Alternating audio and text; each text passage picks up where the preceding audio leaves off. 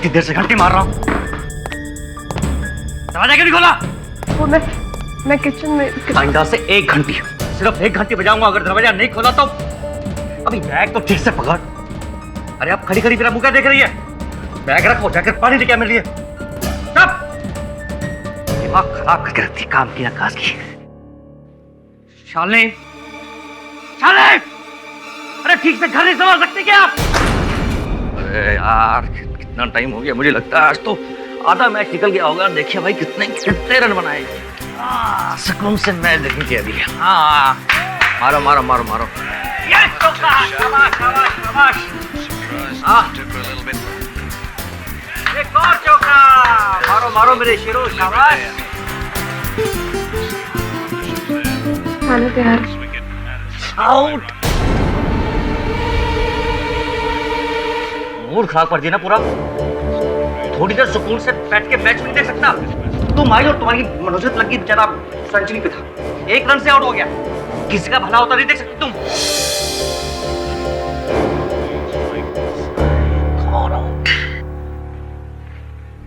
मैंने सोचा खाना तैयार था तो परोस देती, फिर बर्तन साफ कर लेती। आराम करना है? दिन भर क्या करती हो तुम? दिन भर आराम कर करके तुम्हारा जी नहीं भरता?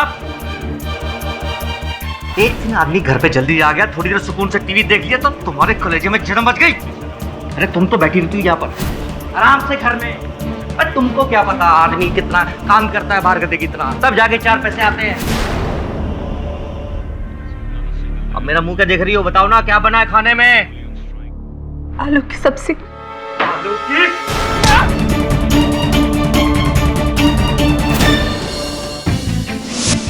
रोना रोना रोना, बस रोना। लगता है आज भी बाहर ही खाना पड़ेगा होटल में जाके। किसी मनोज बीवी मिली, मेरी तो किस्मत फूट गई। अरे नहीं यहाँ आओ। आई। कब से चिल्ला रहा हूं मैं? पहली हो गई तुम। और ये शर्ट इस्त्री क्यों नहीं है? मैं भूल गई थी। मैं अभी कर देती। भूल गई थी? भूल गई थी? क्या करना नहीं चाहती? क्या करती हो तुम दिन भर? हैं? अपने कौन से यार के सपने देखती हो तुम? तो किस्मत फूट गई जो मैंने तुमसे शादी कर ली। घुस गई।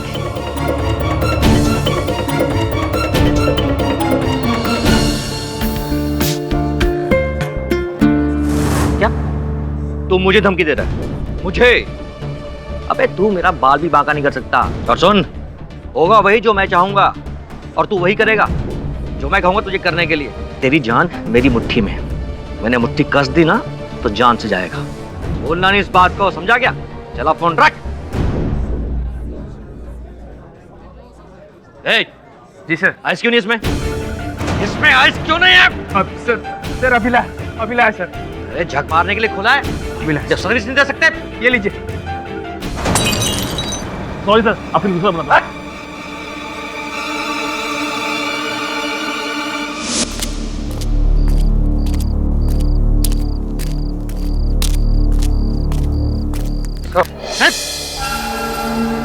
सब बहुत भूख लगी है सब, कुछ पैसा दे दो साहब। अरे भिखारी, तुझे इस पार्किंग लॉट में आने किसने दिया? अबे हट, तो मार खाएगा, हट।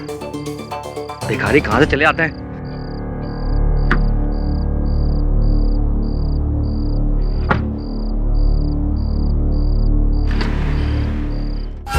सब तू फिर आ गया? कुछ तो दे दो साहब। जा तू यहाँ से। सब कुछ तो दे दो। भिखारी कहीं का।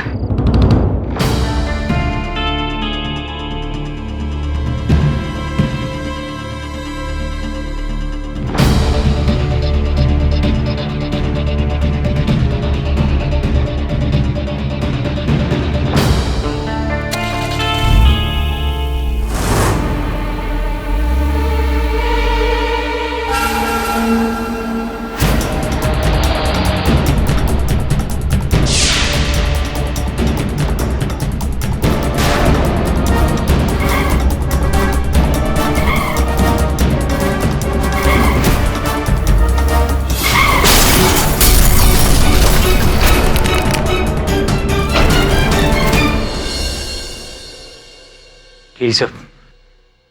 अरे आइए आइए वरुण सर, 12 बजे ऑफिस आ रहे हैं? क्या बात है, आपके चेहरे पर 12 क्यों बजा हुआ है? सर मैं आपसे किसी को मिलवाना चाहता हूँ। मेरे स्कूल के मास्टर जी आए। आई सर। नमस्कार नमस्कार। Sir Bhagirath Desai sir, KD sir. आइए, बिराजिए ना।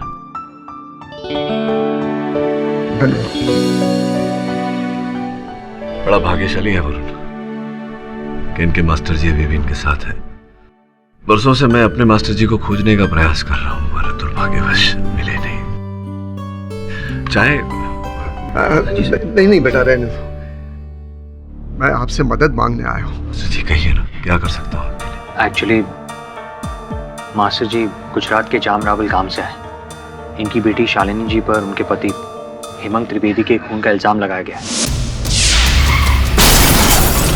आपकी सुपुत्री का ससुराल वही है गुजरात में? लगन के बाद मेरी बेटी जमाई जी के साथ रहने के लिए मुंबई में ही आ गई थी, लेकिन मेरी बेटी अपने पति का खून नहीं कर सकती। मास्टर जी कई बार ऐसा हुआ है कि घरेलू झगड़ों में क्रोध के कारण या अकस्मात ऐसी घटना घट जाती है। आपको पूरा विश्वास है कि? मैंने अपनी बेटी को जो संस्कार दिए उन पर मुझे पूरा भरोसा है। मेरी बेटी में बहुत सहन शक्ति, वो ऐसा कदम कभी नहीं उठा सकती, कभी भी नहीं। बचा लीजिए शालिनी को। आप धीरज रखिए मास्टर जी, आपके संस्कारों का आदर करता हूं मैं मिलने चला जाता हूं आपकी सुपुत्री से, और अगर उनके दोषी होने में जरा सी भी शंका है तो मैं अदालत में उन्हें निर्दोष साबित कर दूंगा। आप बिल्कुल निश्चिंत रहिए।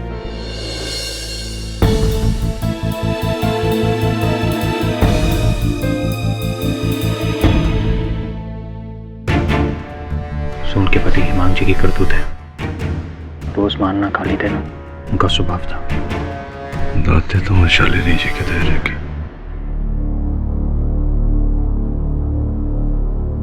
शालिनी दीदी, ये मिस्टर केडी पाठक है, शहर के बहुत बड़े वकील हैं। यही आपका केस लड़ेंगे। मुझे केस के बारे में कोई बात नहीं करनी है। केस के बारे में नहीं है, मैं आपसे बात करनी है। मुझे आपसे कोई बात नहीं करनी है, ना ही मुझे आपको कुछ बताना है। मुझे मेरे हाल पर छोड़ दीजिए। फांसी होती है तो हो जाए।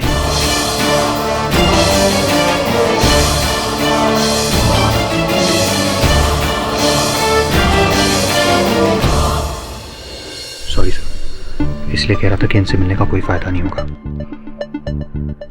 जब पुलिस ने इन्हें गिरफ्तार किया तब भी ये चुप थी, खून का इल्जाम लगा तब भी। लेकिन सर, मुझे पूरा यकीन है ये निर्दोष है। इस यकीन को प्रमाणित कर पाएगा वरुण?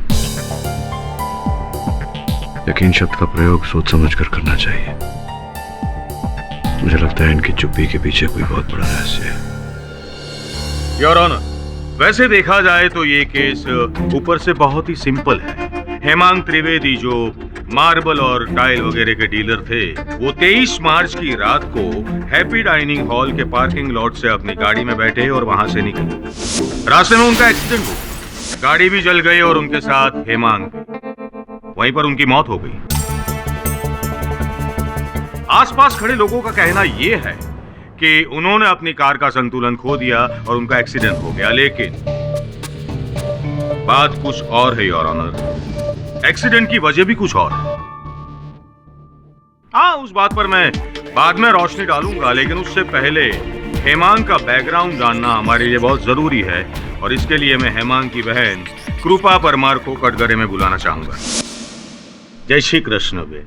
जय श्री कृष्ण। हेमांग के बारे में कुछ बताएंगी आप? बहुत अच्छे थे, बहुत ख्याल रखते थे वो मेरा। मैंने तो सुना है कि वो बहुत गुस्सा वाले थे, बहुत गाली गलौज करते थे वगैरह वगैरह। झूठू बोलो छे, झूठ बोल रही है ये। वो बहुत अच्छे थे। उन्होंने मेरी और अविनेश की शादी करवाई। मेरे माता पिता इस शादी के खिलाफ थे, पर भैया ने मुझे और अविनेश को अपने घर रखा। अगर वो ना होते तो मेरी और अविनेश की आज तक शादी ना होती। तो शालिनी जी के साथ उनको प्रॉब्लम क्या थी? प्रॉब्लम भैया को नहीं, इसे थी। मैंने कई बार इससे पूछने की कोशिश की, पर मुझे कभी कुछ नहीं बताया। आप ही पूछ लीजिए, चाहे बता दे आपको। लेकिन इतना बोल सकती हूँ कि गलती इसी की थी। एक मिनट, इतने यकीन के साथ आप कैसे कह सकती हैं? देखिए, भैया रोज शॉप पे चले जाते थे और ये मैडम, इसके तो पैर घर में टिकते ही नहीं थे। कभी शॉपिंग, कभी डॉक्टर, तो कभी कुछ और। किसी ना किसी बहाने ये घर के बाहर ही रहती थी। मुझे तो लगता है कि इसका जरूर किसी ना किसी के साथ चक्कर होगा।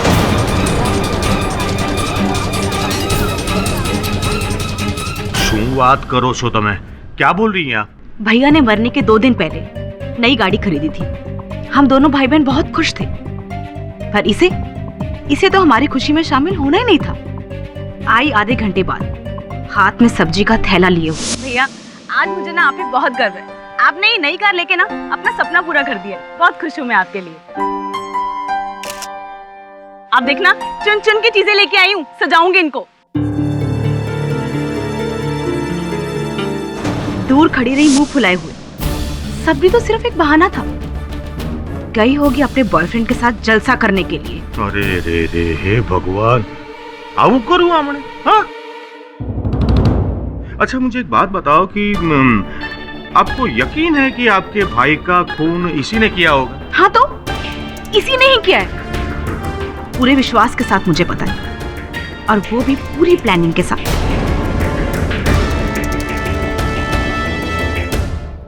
और उनके पास योर ऑनर वजह भी थी, क्योंकि शालिनी जी के अफेयर के बारे में उसके हस्बैंड को पता चल गया था। तो वो उन पर गुस्सा करते थे, उन्हें मारते थे, और शालिनी जी को गुस्सा आ गया और शालिनी जी ने इस इनहेलर में मिथॉक्सिन नाम का जहर मिलाकर उनकी हत्या कर दी। मिलॉर्ड, ये इनहेलर पुलिस को मौका वारदात से मिला, और फोरेंसिक रिपोर्ट जो कोर्ट में पेश की गई है उसमें साफ साफ लिखा है कि उनकी मौत मिथॉक्सिन नाम के जहर से हुई है, जो इस स्ट्रिप में था। और ये स्ट्रिप इस इनहेलर में डालने का काम शालिनी जी करती थी, हाँ या ना? और मिलॉर्ड, शालिनी जी इस जहर के बारे में अच्छी तरह जानती थी, क्योंकि इन्होंने अहमदाबाद की SK Mangrolia medical college of science से B फार्मा की डिग्री ली है। सही है ये? तो इनको ये जहर के बारे में अच्छी तरह पता था। मिस्टर पाठक, आप गवाह से कुछ पूछना चाहते हो? जी नहीं योर ऑनर, इस समय इनसे कुछ नहीं पूछना चाहता, किंतु अभियोग पक्ष महोदय से एक प्रश्न करना चाहूंगा। कौन सी डिग्री हासिल की है आपने? पाठक साहब की भी बात करो। जो अरे वकील हूं तो फिर वकील की डिग्री तो हासिल की होगी ना। वकालत की, ऑफ कोर्स। तो मान लीजिए कि आपके पड़ोसी के साथ आपकी अनबन हो जाती है, हाथापाई हो जाती है, और उसी रात आपके पड़ोसी की हत्या हो जाती है चाकू घोंपकर। चाकू पर किसी की उंगलियों के निशान नहीं मिलते, तो क्या ये मान लेना उचित होगा कि आपने अपनी वकालत की डिग्री का दुरुपयोग करके अपने पड़ोसी की हत्या की? अरे योर ऑनर, कहने का तात्पर्य ये है कि जो दलील देसाई साहब ने प्रस्तुत की है अदालत में, वो बहुत ही झिरझिरा है, और उससे ये प्रमाणित नहीं होता कि यह हत्या मेरे मुवक्किल ने की है। अरे पर मिलॉर्ड, मिथॉक्सिन जहर का इस स्ट्रिप में होना ये काफी नहीं है? नहीं, काफी नहीं है मिस्टर पाठक। ये माइथॉक्सिन इतना जहरीला पदार्थ है कि 0.5 मिलीग्राम एक आदमी को मारने के लिए काफी है। नहीं, सत्य है, आपकी बात सत्य है। ये बात भी सत्य है कि मेरे मुवक्किल ने अपने पति को वो जहर नहीं खिलाया। योर ऑनर, थोड़ा सा पेचीदा है। माइथॉक्सिन एक ऐसा विष है जिसका सेवन करने से एक अलग प्रकार का रसायन फेफड़ों में पैदा हो जाता है, बच जाता है वहाँ। वही रसायन जो फोरेंसिक्स को मिला हेमांग जी के शरीर में, जिसके कारण वो कह रहे हैं कि उनकी हत्या माइथॉक्सिन से की गई। किंतु हमें ये नहीं भूलना चाहिए योर ऑनर कि वही रसायन अन्य विष का सेवन करने से भी पैदा होता है फेफड़ों में। तो ये पूरी तरह से संभव है कि उनकी हत्या माइथॉक्सिन के कारण न हुई हो, किसी और विष के कारण हुई। मिस्टर पाठक, ये मत भूलिए कि आपके मुवक्किल ने अपना गुनाह कबूल कर लिया है। गुनाह नहीं कबूल किया है। कहाँ कबूल किया? इन्होंने केवल मौन व्रत धारण किया है मिस्टर देसाई। हाँ, क्योंकि वो जानती है कि खून उन्होंने ही किया है। अच्छा, धर्म धुरंधर परम पूज्य मिस्टर देसाई, जय हो आपकी। नहीं, मतलब आपने मेरे मुवक्किल की मन की बात पढ़ ली, यूं ही। एक मिनट मिस्टर पाठक, आपको कैसे पता चला कि उसकी मृत्यु 1 घंटे बाद नहीं लेकिन 30 सेकंड में हुई है? अच्छा प्रश्न पूछा आपने। योर ऑनर, देसाई साहब के प्रश्न का उत्तर देने के लिए मैं सर्वप्रथम भिखारी बिरजू को कटघरे में बुलाने की अनुमति चाहता हूँ। अनुमति है? जी साहब, उस दिन अपन पार्किंग लॉट में भीख मांगने को गया था, और उधर जो आदमी मरा ना साहब, उससे भी अपन भीख मांगा था। तो आपने पार्किंग लॉट में इन व्यक्ति से इनसे आपने भिक्षा मांगी और उसी समय आपने फिर उन्हें वो दवा लेते हुए देखी, फुसफुस वाली दवा, और वो गाड़ी लेके निकले। गाड़ी लेके निकलने के बाद कितने समय के पश्चात, कितने समय बाद वो दुर्घटना घटी उनके साथ?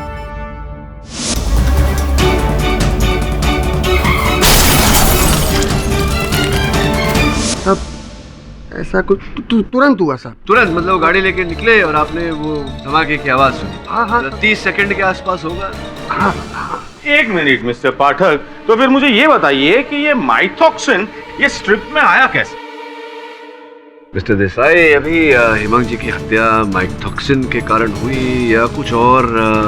माइथॉक्सिन स्ट्रिप में मेरी मुवक्किल ने रखा या किसी और ने, यही तो प्रश्न है। इसलिए मैं कहता हूँ हमेशा कि जो दिखता है वो होता नहीं, जो होता है वो दिखता नहीं। हो सकता है इस केस में जो दिख रहा है वो ना हो और जो नहीं दिख रहा है वही हो। इसी कुछ समझे आप? हाँ नहीं मतलब समझे या नहीं समझे?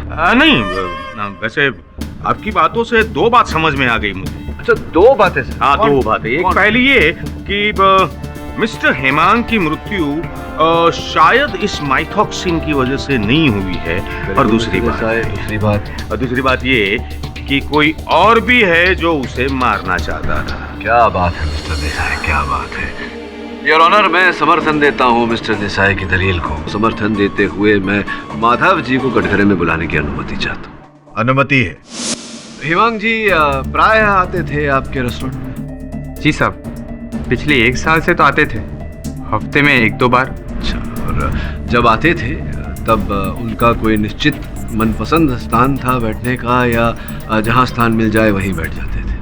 नहीं साहब, उनका एक फिक्स टेबल हुआ करता था, मैं ही उन्हें दारू सर्व किया करता था। दुर्घटना वाली थी जब वो आपके रेस्टोरेंट में आए और बैठे और आप उन्हें मदिरा परोस रहे थे। आपने उन्हें अपने दूरभाष यंत्र पर अपने फ़ोन पर किसी से वार्तालाप करते हुए सुना था। बड़े क्रोध में, गुस्से में थे वो, किसी से बात कर रहे थे।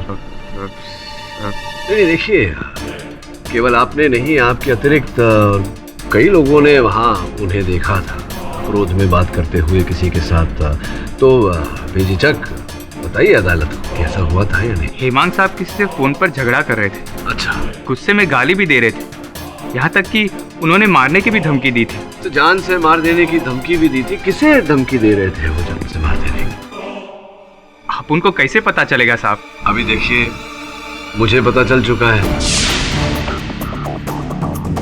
वो भी जरा सी सहायता मिली आप ही के दूरभाष यंत्र की सूची से, आपके मोबाइल फोन रिकॉर्ड से। ये देखिए, आप ही का नंबर है ना ये? आश्चर्यजनक बात है माधव जी कि एक वेटर और ग्राहक के अतिरिक्त और भी संबंध था आपका हेमांग जी के साथ।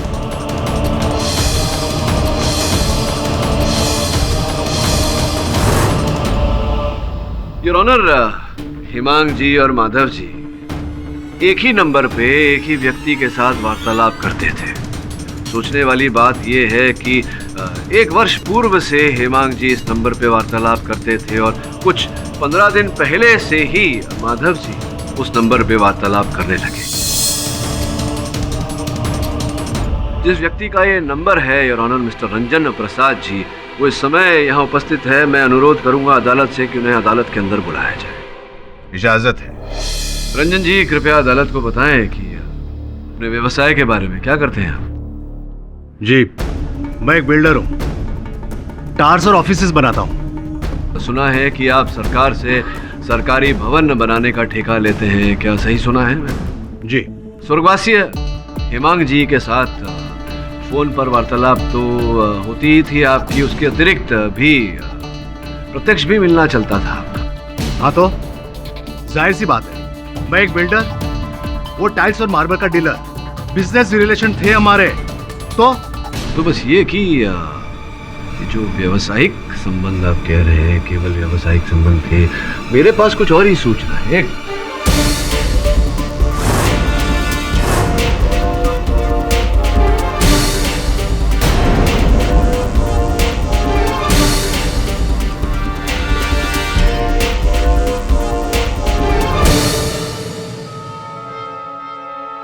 जी मैं 15 लाख रुपए आपने दिए थे हेमांग जी को। कैसा बेहुदा सवाल है। मैं अगर उससे माल खरीदता हूँ तो उसका पैसा तो चुकाना ही पड़ेगा ना। मुफ्त में कोई माल नहीं देता।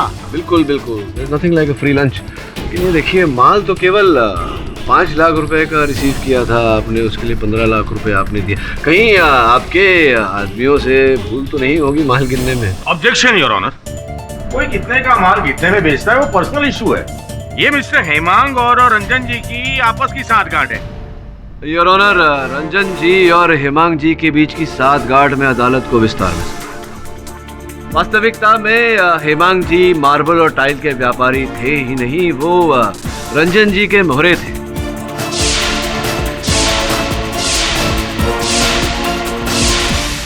जो माल हेमांग जी इन्हें कौड़ियों के दाम सस्ते में दिलाते थे, वही माल, उसी माल का कई गुना मूल्य बढ़ाकर रंजन जी सरकार को बेचते थे और जो मुनाफा होता था ये दोनों आपस में बांट लेते थे। ये कई वर्षों तक बिना किसी विक्षेप के ये कार्य चलता रहा। फिर अचानक कुछ महीनों पहले दोनों के बीच मनमुटाव हुआ।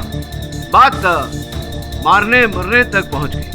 क्यों रंजन जी, मैं सही कह रहा हूं या मैं सही कह रहा हूं?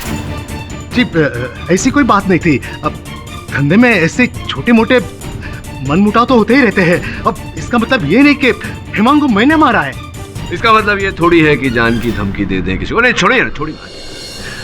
ये बताइए, ये जो माधव है, हैप्पी डाइन रेस्टोरेंट का जो वेटर है, उनके साथ बड़ी घनिष्ठ मित्रता हो गई आपकी? मतलब वार्तालाप होती रहती थी आप दोनों के बीच, क्या कारण था? किस बारे में वार्तालाप होती? अब वो मैं एक बार हैप्पी डाइन रेस्टोरेंट में गया था तो वेटर माधव मेरे पास आया और कहने लगा कि वो वेटर की नौकरी छोड़ना चाहता है। कोई अच्छी नौकरी हो तो मैं उससे बताऊं, इसलिए मैंने मेरा फोन नंबर उसे दिया। आपने केवल उसे नौकरी नहीं दिलाई, आपने उसे एक मिनट में देख लूं जरा, 5 लाख रुपए भी दिया आपने। 5 लाख रुपए, क्या बात है। मतलब इतना उपकार आपका एक वेटर पे, आपने न केवल उसे नौकरी ढूंढ के दी, आपने 5 लाख रुपए उसके अकाउंट में ट्रांसफर भी किए। क्यों?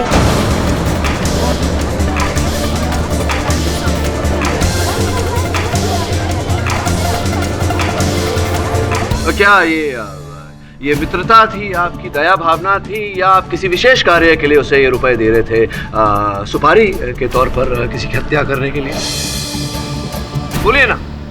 जी हाँ, मैंने वेटर माधव को सुपारी दी थी हेमांग को मारने के लिए।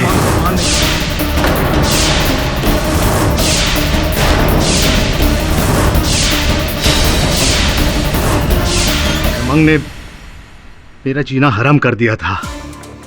सरकार को हम उल्लू बनाने के बाद जो प्रॉफिट होता था उसमें 50-50 बांट लेते थे, लेकिन उसने मेरे से 80% मांगे। हेमांग, ये मत भूलो कि ये काम मैं और तुम साथ में कर रहे हैं, इसलिए इन पैसों पे मेरा भी बराबर का हक बनता है। हक? रंजन प्रसाद, तो कहां जाके हक जिताओ? पुलिस स्टेशन में या जेल में बैठ कर? नहीं, घबराने की कोई बात नहीं। तुम कहो तो मीडिया को बता देते कि रंजन प्रसाद जी कितने का पैसा लेते हैं और कितने का मटेरियल डालते हैं। ये तो मेरी कंपनी के नाम से जाता था ना, बदनामी मेरी होती। मजबूरन मुझे उसे 80% देने पड़े और कोई रास्ता नहीं था मेरे पास।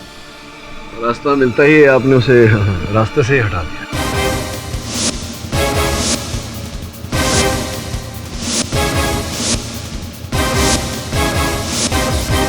बोलिए ना, आप तो सत्य बोलिए। जी हाँ, मैं जानता था कि हेमांग अक्सर हैप्पी डाइन रेस्टोरेंट में जाता था और ये माधव वेटर ही उसे ड्रिंक्स सर्व करता था, इसलिए माधव को पैसे देकर मैंने उसके ड्रिंक्स में जहर डालने के लिए मना लिया। मैंने हेमांग साहब को नहीं मारा सर, वो तो 5 लाख की लालच में मैंने रंजन साहब से झूठ बोला था।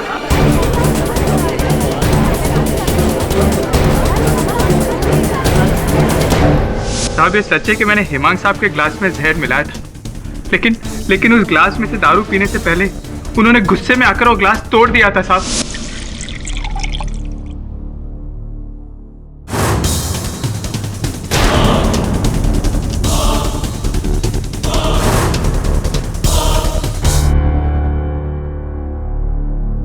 वेटर, जी सर।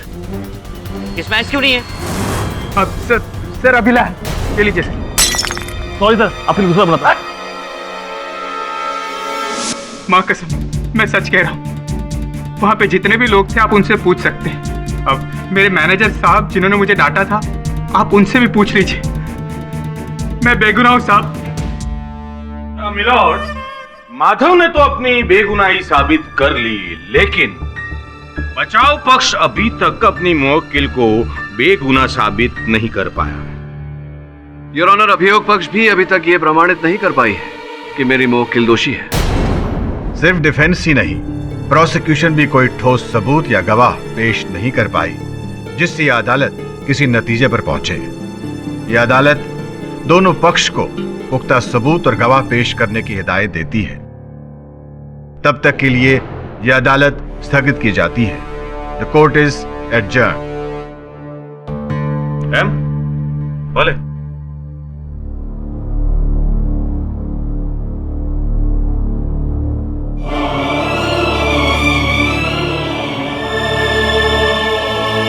शालिनी जी के मन में कोई ऐसी बात दबी है जो मैं पढ़ नहीं पा रहा। बस अब अगर शालिनी दीदी बोलेंगी नहीं तो अपन उनकी मदद कैसे कर सकते हैं? तुझे शालिनी के घर जाना होगा। शालिनी दीदी के घर?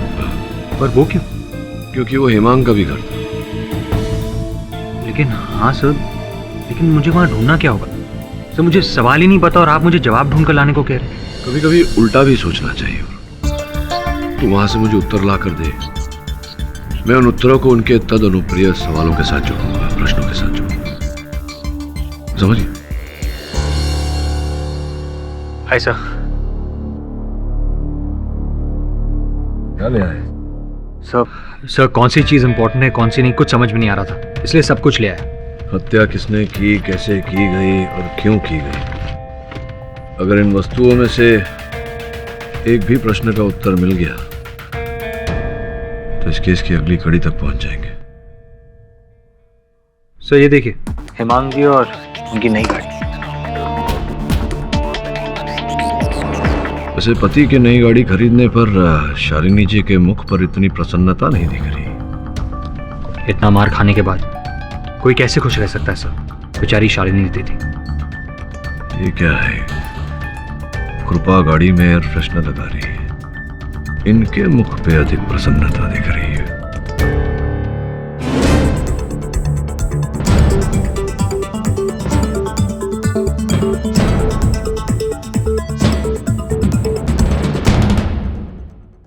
जितनी भोली तेरी शालिनी दीदी लगती है वरुण, उतनी है नहीं। बहुत बड़ी भूल हो गई मुझसे, जो एक अपराधी को बचाने का प्रयास कर रहा था।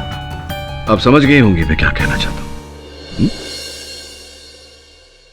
दवा का यह पैकेट आप ही के घर से मिला, टिक्सोटिकिन, जो रोगियों को हाई ब्लड प्रेशर अर्थात खून का दबाव अधिक होने के लिए दिया जाता है। बाकी रोगियों की तरह आपके पति हेमांग भी आधी दवाई खाते थे रोजाना, आधी अभी भी इस पत्ते में रखी हुई है। जांच करने पर पता चला कि यह दवा टिक्सोटिकिन नहीं, रैपिड्रिन है। रैपिड्रिन वो दवा जो रोगियों को दिया जाता है जिनके शरीर में लहू का प्रभाव धीमा होता है, लो ब्लड प्रेशर। आप जानती थी कि अगर हेमांग जी ये दवा खाएंगे तो उनका ब्लड प्रेशर और भी बढ़ जाएगा और ये उनके लिए घातक साबित हो सकता है, मौत हो सकती है उनकी। ऐसा ही हुआ। आपकी सहन शक्ति चरम सीमा तक पहुंच गई थी, इसीलिए आपने अपने पति को मारने की ये योजना बनाई। आप अपराधी हैं शालिनी जी, और आपको अपने अपराध का दंड अवश्य मिलेगा। चल वरुण। मैं अपराधी नहीं हूं और ना ही मुझे मौत का डर है। शादी के बाद 1 साल से मैंने हर पल मर मर कर जिया है। जिस रात हेमांग की मौत हुई उस दोपहर भी उसने मुझे बहुत मारा, बहुत पीटा, बहुत गालियां दी मुझे और मेरे बापू को, मेरी मरी हुई माँ को। उनका क्या कसूर था? सही कह रहे हैं आप, बात सच में सहन शक्ति से बाहर पहुंच गई थी। और मुझे मुक्ति चाहिए थी। तलाक लेती तो गांव में बापू की बदनामी होती, तो ये रास्ता बचा था मेरे पास।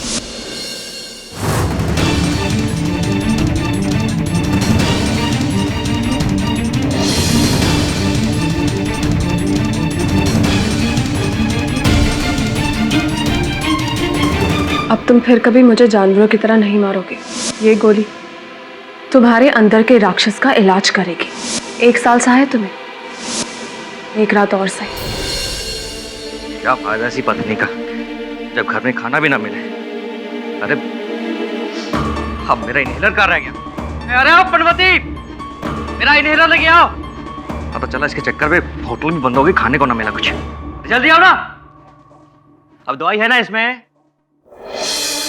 मनहूस कहेंगे।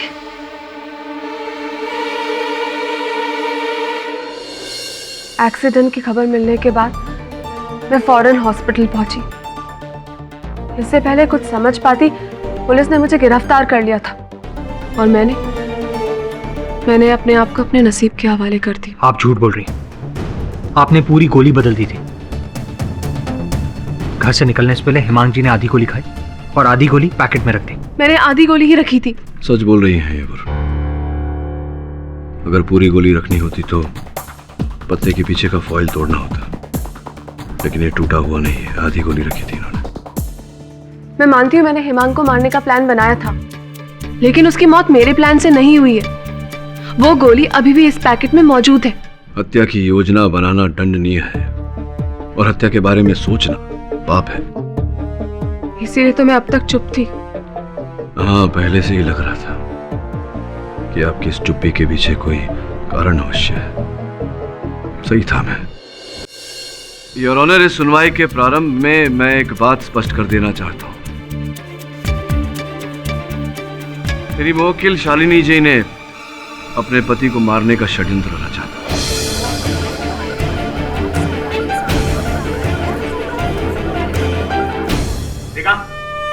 देखा योर ऑनर?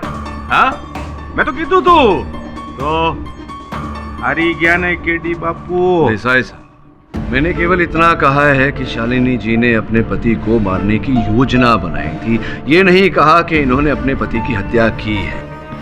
केडी साहब, जब योजना बनाई तभी तो खून हुआ ना? जी नहीं, अंतर है। हत्या किसी और ने की है। मिस्टर पाठक, साफ साफ कहिए। योर ऑनर, शालिनी जी के पति इन पर शारीरिक और मानसिक अत्याचार कर रहे थे। जब इनकी सहन शक्ति टूटी तो इन्होंने अपने पति को मारने की योजना बनाई। जो दवा की गोली प्रतिदिन हिमांग जी खाते थे अपने रक्त के बहाव को धीमा करने के लिए, उसके स्थान पर अलग गोली रखकर ये उन्हें मारना चाहते थे।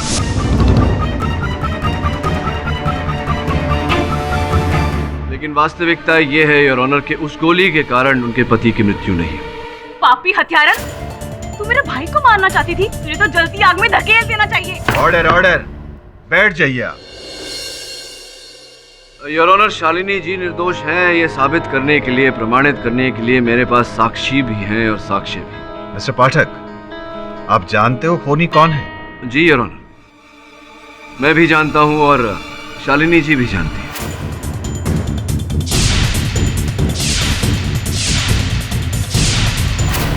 मुझे एक बात बताइए, अगर शालिनी जी को पता है कि खूनी कौन है तो फिर वो चुप क्यों रही? और चुप रही योर ऑनर तो उसमें उनका फायदा क्या? योर ऑनर, जिस दुकान से शालिनी जी अपने पति के लिए दवा मंगवाती थी, उस दुकान के डिलीवरी बॉय राजू को मैं कटघरे में बुलाने की अनुमति चाहता हूँ।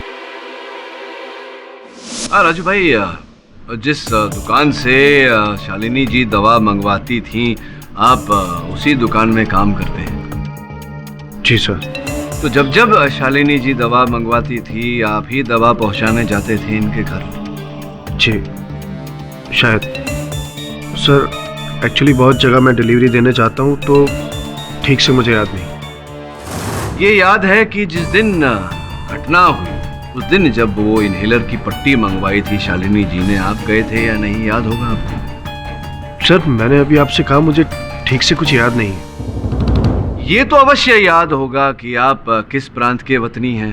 गुजरात, गुजरात में कहाँ? जामरावल गांव। जामरावल गांव, अरे अद्भुत बात है। शालिनी जी भी वहीं की है।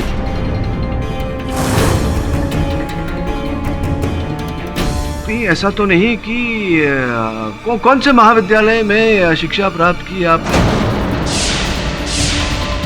Sir, SK Mangrolia college of medical science. SK Mangrolia college of medical science, जहां से शालिनी जी ने भी शिक्षा प्राप्त की। कहीं ऐसा तो नहीं कि आप दोनों एक ही वर्ग में थे?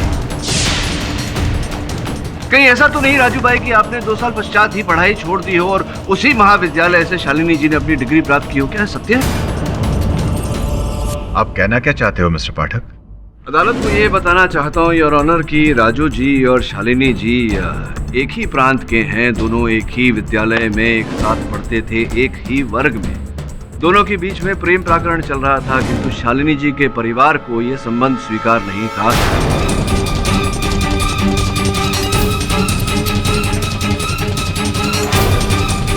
और यही कारण था योर ऑनर के शालिनी जी ने राजू के साथ अपना संबंध तोड़ा, हेमंत त्रिवेदी के साथ प्यार रचाया और यहाँ मुंबई चली आई रहे। राजू भाई, राजू जी, आप कब आए मुंबई?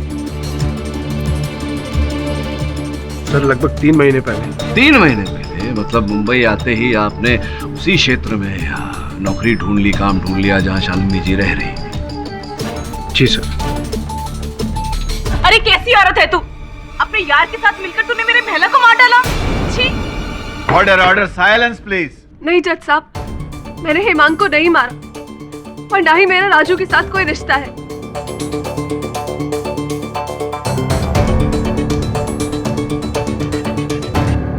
जब राजू पहली बार मेरे घर आया था तब भी मैंने उसे यही कहा था कि अब उसका और मेरा कोई रिश्ता नहीं और वो यहाँ से चला जाए।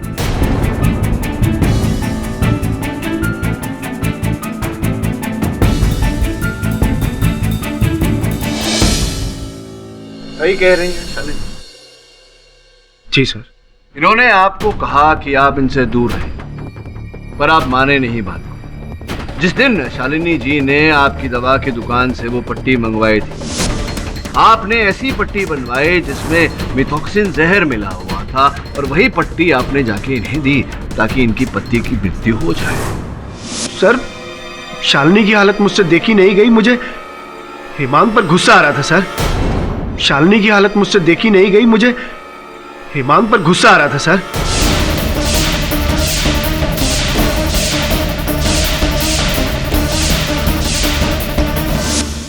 शालू, ये तुम्हारी दवाइयाँ। शालू, ये सब क्या है? तुम्हारा पति आदमी है, जानवर है? राजू जाओ यहाँ से। अरे मार डालेगा तुम्हें एक देने से। तुम चलो मेरे साथ, चलो चलो ना। देखो मेरी बात सुनो, मैं प्यार करता हूँ तुमसे, तुम भी मुझसे प्यार करती हो ना? राजू तुम जाओ यहाँ से। मेरे सवाल का जवाब नहीं, तुम समझो। शादीशुदा में अब भूल जाओ मुझे राजू, और दोबारा यहाँ पर मत आना। तुम्हारा मेरा कोई रिश्ता नहीं है। शालू, एक बार मेरी बात सुनो, सुनो ना। सर, मैं शालू से प्यार करता हूँ, बस इसीलिए उसे बचाना चाहता था सर। लेकिन आपने तो फंसा दिया शालिनी जी को। मतलब आप हत्या करने के बाद पुलिस के सामने आत्मसमर्पण भी कर सकते थे, लेकिन ये जानते हुए कि शालिनी जी पर हत्या का आरोप लगा है, आपने ऐसा नहीं किया। यही है प्रेम, प्यार आपका। लेकिन शालिनी को जब यह पता था तो ये चुप क्यों नहीं? क्या बताती मैं जज साहब? यही कि मेरा पुराना प्यार मेरे पति का हत्यारा है। आप सोचिए, ये बात अगर मेरे गांव पहुंचती तो मेरे बापू का क्या होता? गांव वाले तो उन्हें ताने मार मार कर मार ही देते ना।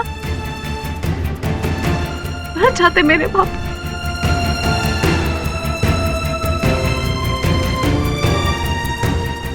मर जाते वो।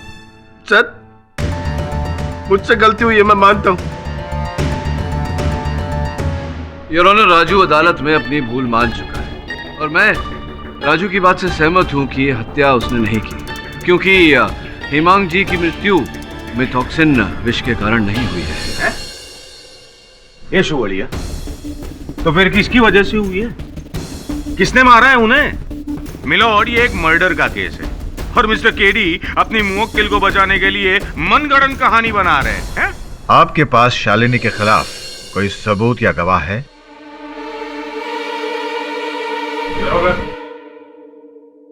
अदालत की पिछली सुनवाई के बाद हमने कार की फॉरेंसिक जांच करवाई, जो कि पहले नहीं करवाई गई थी। जांच के दौरान कार में एक अलग किस्म का जहर पाया गया। ये रही उसकी रिपोर्ट।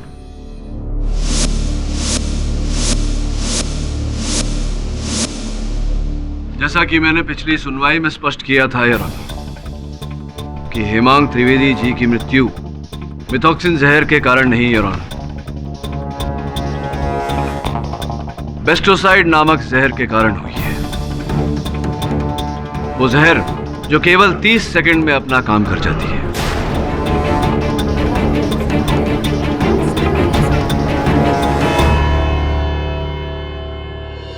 यह अदालत लंच ब्रेक के बाद कार्यरत होगी। जब लग रहा था कि केस अब सॉल्व हो जाएगा, तभी केस ने नया रुख ले लिया। 30 सेकंड में मौत हो जाए, ऐसा बेस्टोसाइड जहर हेमांग जी के शरीर में पहुंचा कैसे? 30 सेकंड उल्टी दिशा में सोचते हैं। ये बता कि मृत्यु से 30 सेकंड पहले हेमांग जी क्या कर रहे थे, कहाँ थे? अपनी कार में नहीं, शायद कार पार्किंग लॉट में थे।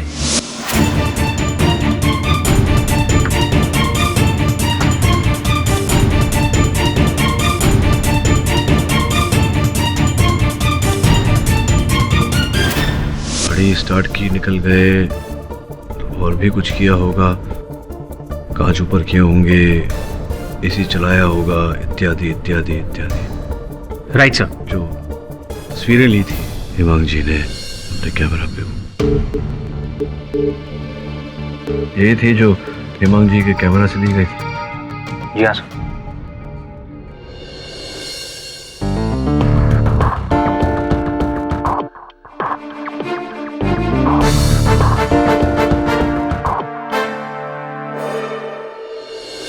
विचित्र बात है यार, एक व्यक्ति की हत्या करने के लिए 4 व्यक्ति तत्पर हो गए। बहुत कुकर्म किए होंगे हेमांग जी ने, जो इन लोगों के मन में उनके लिए इतनी घृणा पैदा हो गई। सर्वप्रथम राजू, जिसने इनहेलर की दवा में विष मिलाकर उन्हें मारने का प्रयास किया। द्वितीय वेटर माधव, जिन्होंने उनके शराब में विष मिलाकर उन्हें मारने का प्रयास किया।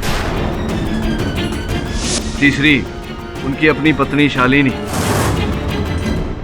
और चौथा को?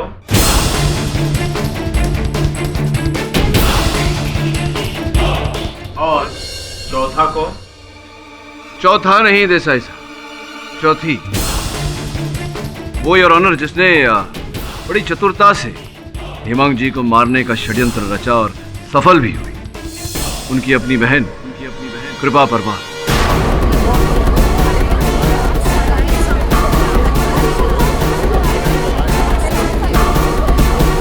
Order order, silence in the court please.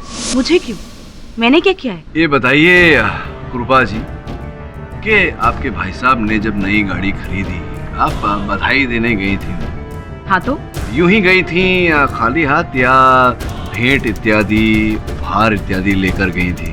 Soft toys दिए थे गिफ्ट में। आप देखना, चुन चुन के चीजें लेके आई हूँ, सब सजा देती हूँ। सॉफ्ट टॉयज और तकिए भी दिए थे, हालांकि 2 तकिए दिए थे। 2 तकिए दिए जी। और क्या? और कुछ भी नहीं? नहीं, याद कीजिए, याद आएगा। वो एयर फ्रेशनर।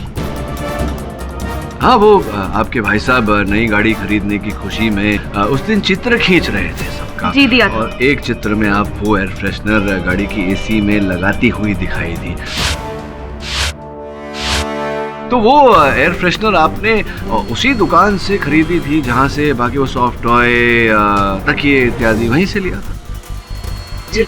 तो उस एयर फ्रेशनर में आपने बेस्टोसाइड नामक जहर कहां से डाला? ऐसा कुछ भी नहीं है, कोई जहर वहर नहीं था उसमें। जहर था कृपा। और ये मैं नहीं कह रहा हूँ, जज साहब की मेज पर जो फोरेंसिक्स की रिपोर्ट रखी हुई है, फोरेंसिक्स डिपार्टमेंट ने गाड़ी की जांच करने के बाद, उस एयर फ्रेशनर की जांच करने के बाद उसमें बेस्टोसाइड नामक जहर के अंश पाए हैं। आप ही लाई थी एयर फ्रेशनर, आप ही ने लगाया था। आप जानती थी कि आपके भाई को एज़मा है और वो एसी का उपयोग करते हैं। अब स्पष्ट है कि एसी का उपयोग करने के लिए गाड़ी के कांच ऊपर करने पड़ते हैं। आप जानती थी कि जैसे ही एसी चलेगा पेस्टिसाइड उनकी गाड़ी में एकत्रित होगा, और उन्हें एज़मा तो था ही, उन्हें दिल का दौरा पड़ेगा 30 सेकंड के अंदर और वो परलोक सिधार जाएंगे। आप पर कोई संदेह नहीं करेगा। लोग ये कहेंगे कि दिल के दौरे के कारण आपके भाई साहब की मृत्यु हुई।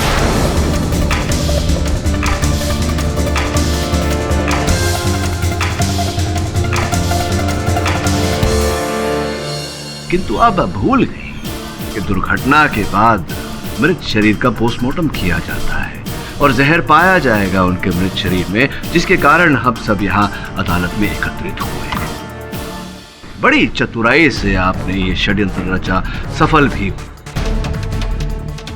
केवल ये नहीं जानता मैं कि क्यों आपने किया, आपके भाई साहब को मारने के पीछे आपका उद्देश्य क्या था। कृपया बताएंगी जज साहब को कृपा जी। वो तो सिर्फ एक नाम का भाई था, असल में वो एक नंबर का स्वार्थी इंसान था। मेरे चाचा परेश त्रिवेदी ने संतान थे। उन्होंने अपनी करोड़ों की जायदाद मेरे और हेमांग के नाम करनी थी, पर उनके देहांत के बाद मुझे ये पता चला कि सारी जायदाद हेमांग के नाम कर दी गई थी। देखो बेटा, अगर आज मैं तुम्हें ये सारी बात नहीं बताऊंगा तो ये ठीक नहीं होगा। दरअसल जैसा तुम सोचती हो वो पूरा सच नहीं है। ये ठीक है कि परेश ने हेमंत के नाम प्रॉपर्टी की, लेकिन बेटा पहले वो तुम दोनों को आधा आधा देना चाहते थे। पर क्या, बोलिए ना। बेटा हेमंत हर 15 दिन पे गुजरात जाता था परेश के घर पर, और वहाँ उसने उसको न जाने क्या पढ़ाया कि उसने अपने मरने से कुछ दिन पहले मुझे बुलाया और नया विल बनाने के लिए। उसी दिन मैंने ठान लिया कि इसे मैं जान से मार दूंगी।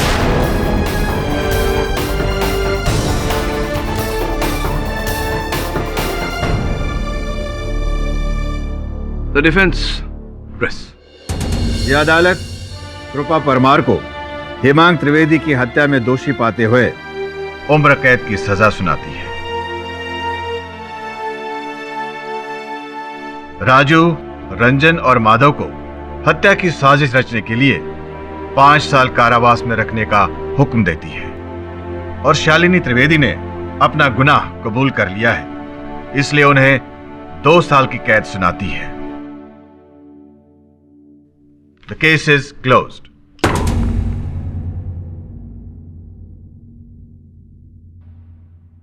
देसाई साहब जी, आपके घर का पता जरा मुझे एसएमएस कर दीजिएगा। क्यों? क्या है कि ये जो बार बार आप चिपकाते रहते हैं, थूक से बड़ी गंदी आदत है। मैं आपको गोंद की बोतल भेजूंगा, वो एक ही बारी में चिपक ही जाएगा। क्यों है? ठीक कह रहा हूँ। और भी दिलचस्प कहानी देखने के लिए हमारे चैनल को सब्सक्राइब करें और बेल आइकॉन दबाना न भूलें।